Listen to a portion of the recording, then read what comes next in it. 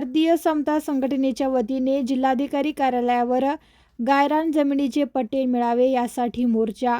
शासकीय गायरान जमीन असणाऱ्या शेतकऱ्यांचे कायम पट्टे मिळावे व जिल्हास्तरीय वनहक्क समितीने वनहक्क कायद्यानुसार आदिवासी व इतर पारंपरिक वननिवासी असलेल्या वनधारकांचे नामंजूर झालेले दावे पुनश्च अवलोकन करण्यात यावे.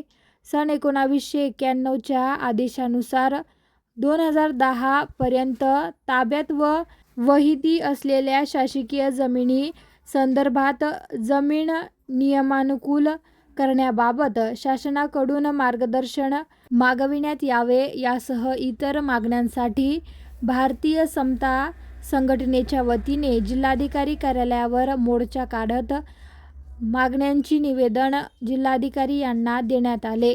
यावर ही मागण्या मान्य न झाल्यास आझाद मैदानावर आंदोलन करणार असल्याचा इशारा भारतीय समता संघटनेचे संस्थापक अमरपाल वाघमारे यांनी प्रसारमाध्यमांशी बोलताना सांगितले आहे.